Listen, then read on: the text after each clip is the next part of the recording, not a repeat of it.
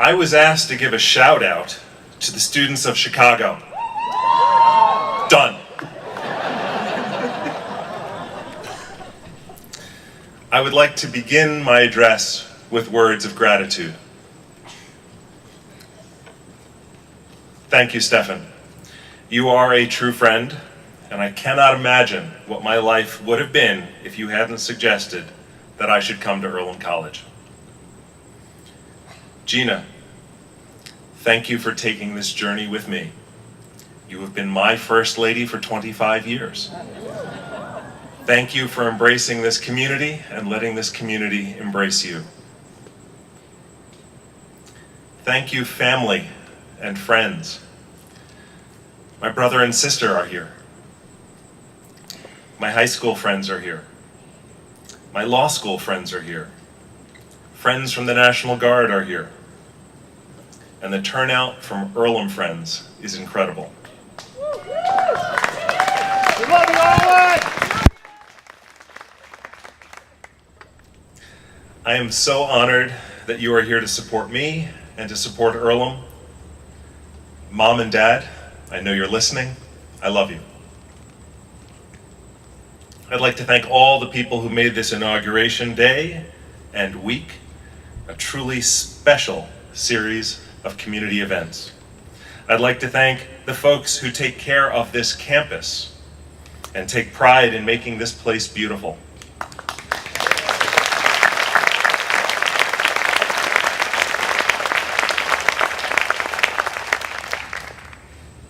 The natural sense of simplicity that surrounds us is the result of care and planning by many good, hardworking people, most of whom are not thanked enough by the people who live here, so please be sure to thank them. I'm honored to have Mayor Dave Snow with us for this occasion. I'd like to thank the residents of Richmond and surrounding towns who have joined us for this occasion. Most of you recognize, as I do, that Earlham needs Richmond and Indiana and Richmond need Earlham. There have been times in our history when we have forgotten this basic truth, and Mayor Snow and I have not forgotten. The Richmond business community has not forgotten. The social service agencies and cultural institutions of Richmond have not forgotten. The Richmond school system has not forgotten.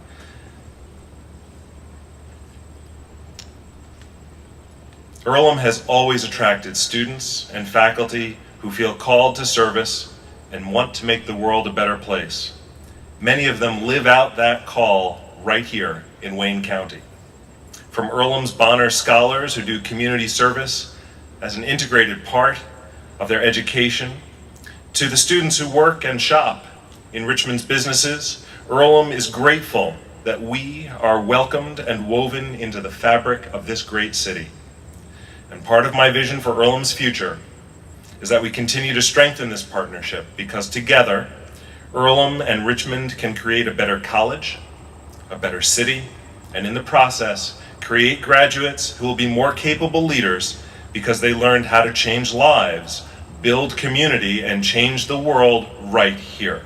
And on this day, I am glad that Earlham and Richmond can celebrate together. I have special thanks for our volunteer boards. I see here today members of Earlham's Board of Trustees, the Board of Advisors from Earlham School of Religion, the Foundation Board, the Alumni Council, the African American Advisory Board, and most of them are alumni. Some of them are friends with a capital F in the sense that they are Quaker. All of them love Earlham deeply. These volunteers have pledged to use their wisdom, hard work, and personal financial resources to support Earlham's mission. Throughout my career, I have served on and worked with many boards. One of the reasons I did not hesitate to accept the calling as Earlham's president is that I knew these boards to be thoughtful stewards who take a long-term view based on a historic appreciation of the college.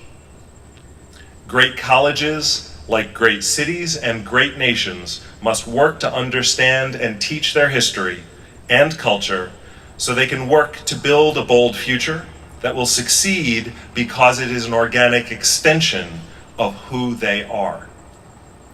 I'll share an example because it communicates our recent efforts so well. Many of you remember that over the past 7 years, with input from these volunteer boards and many members of our community, 3 consulting firms have worked with 3 faculty strategic planning teams across 2 administrations and 2 presidents and have reached the same wise conclusions about Earlham's future. The first conclusion is that now is the time for Earlham to grow the campus community. Not a lot, but a measured amount to 1,400 students and 130 teaching faculty. For those who are fairly new to Earlham, allow me to put that in some historic context. Earlham began in 1847 with 45 students. By the year 1890, it had grown to 300 students. We grew to 500 students by 1920. During World War II, enrollment had declined to a low in 1945 of 225, but jumped up to 600 for the fall of 1946. By the fall of 1958, we had reached 900. We fell just short of 1,200 in 1974. And since that time, Earlham has fluctuated somewhere in the 1,100 to 1,200 range that most of you are familiar with. And I can imagine that each jump up felt a little scary in its time. I can imagine that with each jump up, there were questions about adding facilities, adding faculty, adding majors. I can also imagine that Earlham students and faculty might have wondered, what does this growth really mean? Does this mean that Earlham is changing to become something I don't recognize? Will this bigger Earlham still be the Earlham that I know and love?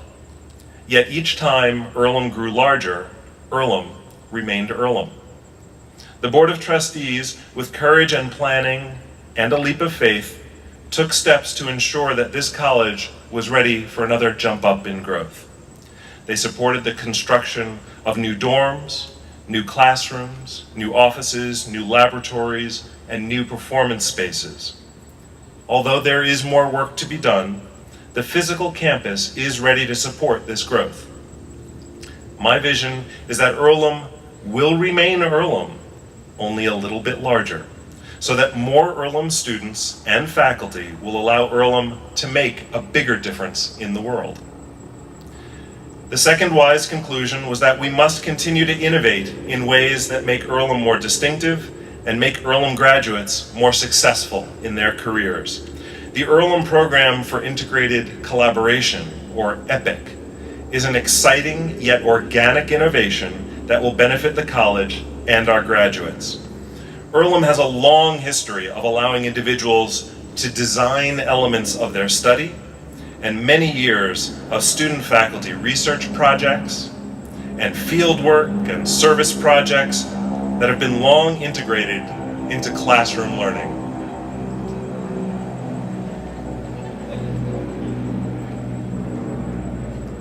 EPIC builds on that history by providing a more comprehensive support for students and faculty to work together across traditional academic disciplines in order to address the world's issues which may not fit in the box of any single department. And the EPIC Advantage is an extension of that holistic approach. It creates a stronger bridge between the rigorous academic experience and a marketable work experience. We have long known that our Quaker liberal arts education leads to remarkable careers. Now, with the addition of internships and applied research, our graduates can more easily, more successfully, and with more impact make the transition into the worlds of work and graduate school. What I like most about EPIC is that it builds on these strengths we already had, but never quite realized we had, or never quite told the world we had, and made them available to all students, not just a few who were able to navigate the roadblocks when they had ideas beyond the traditional classroom or department. In a very real sense, EPIC has always been part of Earlham, for some.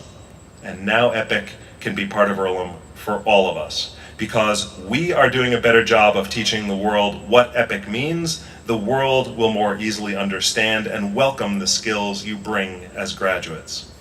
Ultimately, in accordance with our mission, as a Quaker liberal arts college, we are integrating broader experience and perspective into our exploration of life of the mind, and in so doing, prepare students to be citizens of this complex world. The third conclusion is that we, meaning all of us, need to focus on making the experience of college life more fun.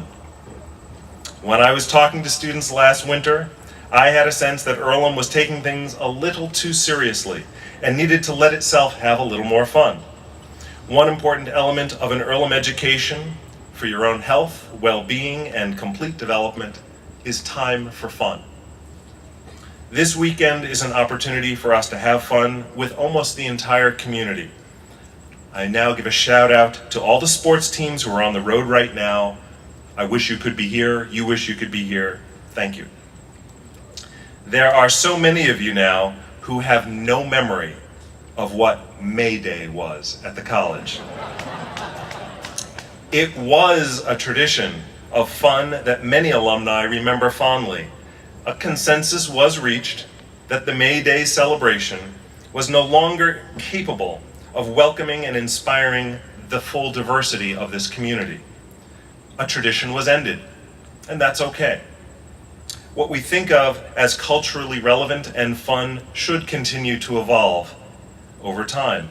My vision for Earlham's future and my challenge to you is to discern and develop a new tradition of fun on a grand scale.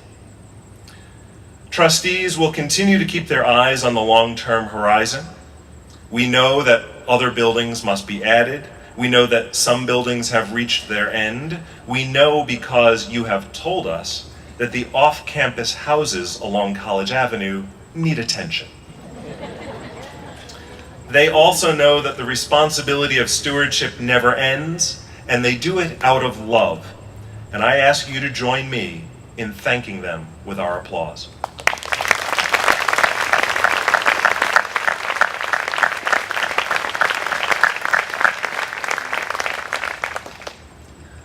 I want to acknowledge this incredible faculty from the college, the Earlham School of Religion, and the graduate programs in education. Every student and alumnus can name a professor or administrator who did more than share their passion for a particular discipline. You have led the way in excellent teaching, mentoring, and scholarship. You have taught us how to live by Quaker principles and practices, even if we are not Quaker, and especially if we find ourselves in non-Quaker environments. You have modeled how to be human and how to live in community. You have served Richmond and Indiana in countless ways. You have challenged students to see themselves, their worlds, and their futures more powerfully. You have taught scientists how to write. You have taught economists how to sing. You have taught us languages to engage in global conversations. You have taught all of us how to dream more vividly and listen more carefully. You have worked round the clock to keep students safe. You have coached a basketball team from your hospital bed because you cannot and will not quit on these students.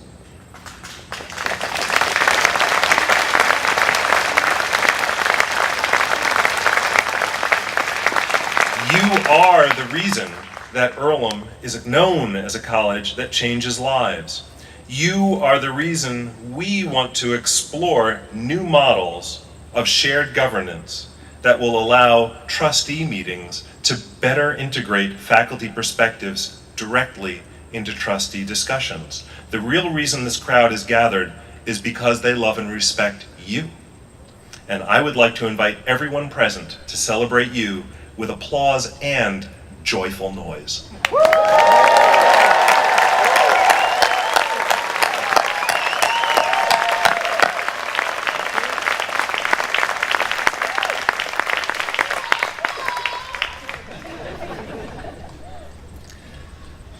As an alumnus, I carry two Earlhams in my heart.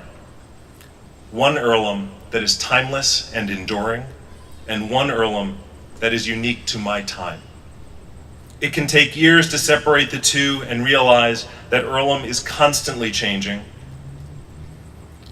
while simultaneously not changing at all.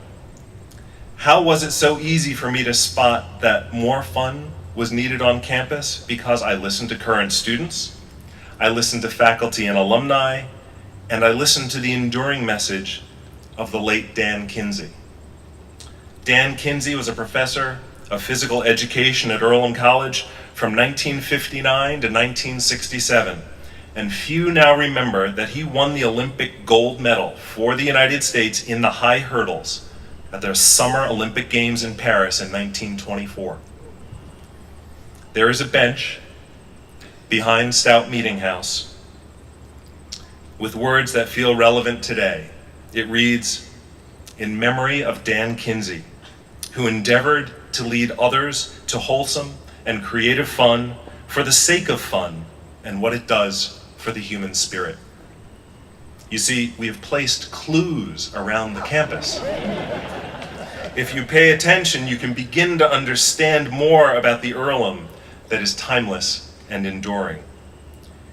And if you happen to find the right yearbook, there is a photograph of a much younger me with hair on that bench.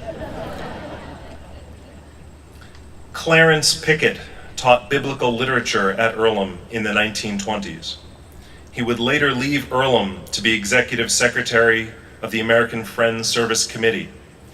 And when the Nobel Committee recognized the work of Quaker organizations with the Nobel Peace Prize in 1947, Clarence Pickett accepted the prize on behalf of AFSC. Clarence would also serve on the first National Advisory Council to the Peace Corps. Although his work was specific to his time, I also get the sense that his work was timeless and enduring Earlham work. He could not have foreseen that I would one day serve in the leadership of Peace Corps, or that Earlham would become a Peace Corps prep college. However, once you've been around Earlham long enough, you start to think, of course. Could Clarence Pickett have imagined that his younger daughter, Carolyn, who was born at our own Reed Hospital in 1922, would later have a daughter named Debbie, now Debbie Hull, who would graduate Earlham in 1967 and later return to be our current chair of the Board of Trustees.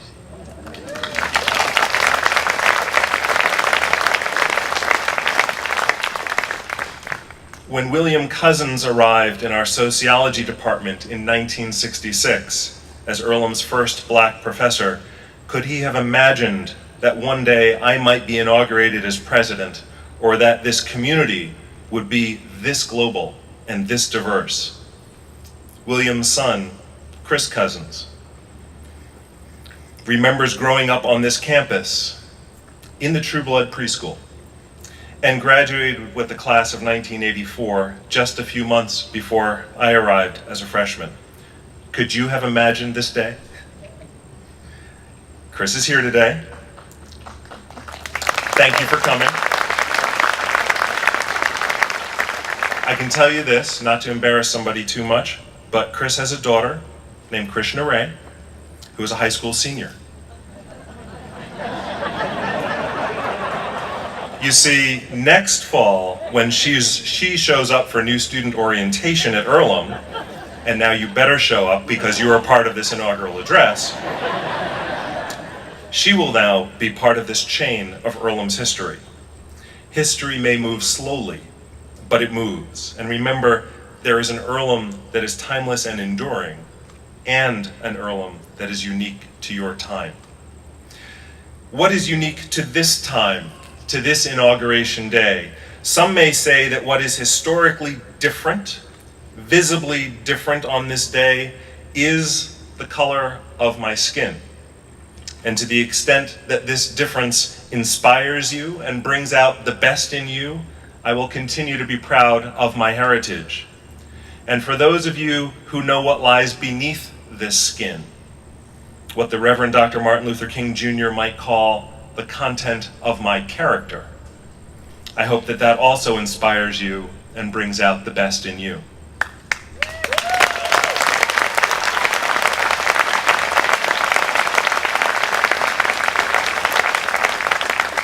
Others may say that what is historically noteworthy about today's inauguration is my prior service as an infantry platoon leader and executive officer in the Richmond unit of the Indiana Army National Guard, which makes me the first veteran to become president of Earlham. I will leave it to the historians to one day tell the story of which distinctions had the most impact on my time with you. However, my hope is that my deep affinity for Quakerism, my deep affection for our community's principles and practices, and my deep admiration for the Quaker approaches to freedom, peacemaking, social justice, and sustainability will make the biggest difference. And now I wish to address the students. When I was an Earlham student, I didn't have the deepest appreciation for the history of this place and how special it was. And like a lot of students, I sometimes focused on how Earlham wasn't perfect, and how Earlham sometimes fell short of its ideals, and I therefore failed to notice how extraordinary this place was. After a career of traveling through much of the country and the world, and after serving in a variety of communities and organizations, I have come to appreciate that Earlham is so special that it is almost magical. And the more I learn about Earlham and Earlhamites, the more I am amazed both by what remains constant and by what changes over time. One of the things that remains constant is that students continue to inspire me. You have inspired me with your character. Some folks say that your generation lacks grit and resilience. And I have to tell you, that's not what I see. Last week, I saw a battle on the tennis court where the women's doubles were down 2-5, and they fought back. And they cheered each other on, and they stayed positive and went on to win that set 8-6, and that made the difference for Earlham to win the match. Some of you may have read about Noah, who runs cross country with his friend Benny. They demonstrate extraordinary sportsmanship and teamwork, and Noah happens to be blind. And when you see Noah and Benny running at top speed through the woods of back campus, you will be amazed. And some of you know the story of Hashem, who inspired us last spring. Hashem grew up in a Palestinian refugee camp and overcame tremendous obstacles to be the first Rhodes Scholar from Earlham in 100 years and the first ever from Palestine.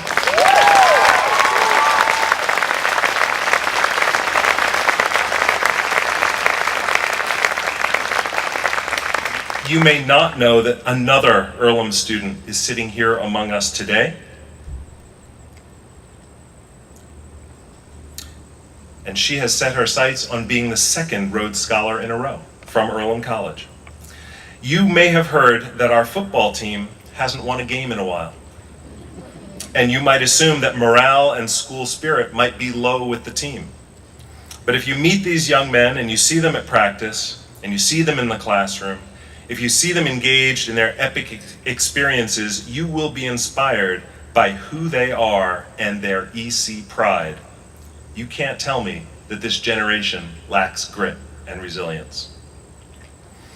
In my opinion, what Earlham students lack is an understanding of why Earlham exists.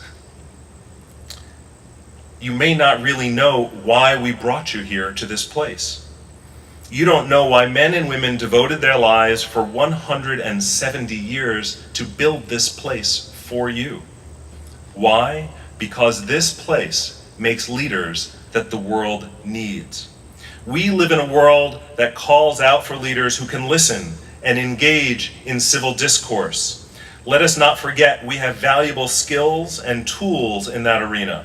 We need more people of good faith and goodwill to work together for the common good.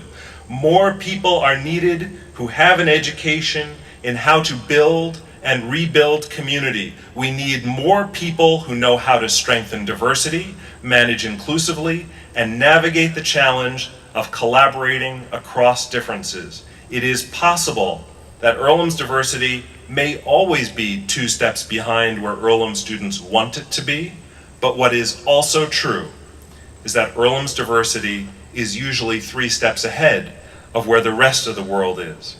And the work of taking that diversity and making one community is some of the important work that readies you to create a better world than the one you inherited. It is work that the faculty can do with you, but not for you. Certainly, by the time you leave Earlham and return to the real world, many of you will begin to understand that you have developed some special abilities that many of your peers lack. These special abilities are not mentioned in the best college rankings, but they are real. Among them are the ability to listen in ways that transform human relationships, a form of X-ray vision that allows you to see pathways to peace where others can only see conflict, an enhanced sense of optimism that allows you to find creative solutions where others only see obstacles, and a sense of humanity that can radiate from you like light. And if I ever challenge you to share your light with the world, that's what I mean. I believe that if we recommit ourselves to the practice of consensus building and using peaceful methods to resolve conflicts, then we will have done good work together, and you will carry in your heart the Earlham that so many of us alumni believe is timeless and enduring. And here's a bonus suggestion. Whether you are a person of faith, different faith, or no faith, I recommend that you spend some time in Quaker meeting. Just as it would be a shame to live in Paris, France for 4 years and never visit the Louvre or the Tour Eiffel, it would be a shame for you to live here for 4 years and never enjoy such an important experience. You don't need to be a Quaker to learn and carry the Quaker ethos with you into the world. Students, you will soon carry 2 Earlhams in your heart. One Earlham that is timeless and enduring, one Earlham that is unique to your time. Remember that this is your college. You may not have realized it in your new student orientation. You may not realize it on your graduation day. You may not realize this until many years later, perhaps when your sons and daughters and nieces and nephews start looking at colleges. You might have only been here for 1 year, like Andy Cesare, who studied in 1942 on this campus before joining the Marines. But one day you will realize that this is your college.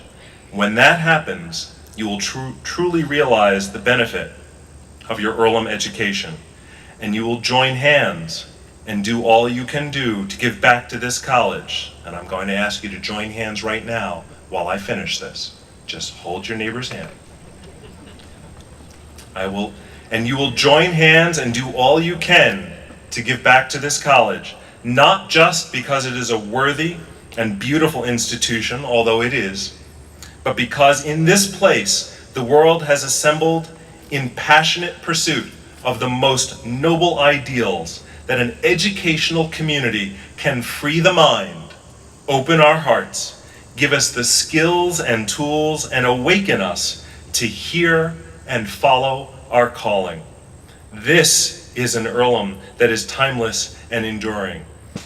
There is also an Earlham that is unique to your time. The part that is unique to your time doesn't just happen. You have to make it. And if you do that, if you hold both Earlhams in your heart, the Earlham that is timeless and enduring, and the Earlham that is unique to your time because you made it, you will have the power and the responsibility to live in the world that is, and be able to imagine and create a more just and peaceful world. And that is the hope of everyone gathered here today. Thank you.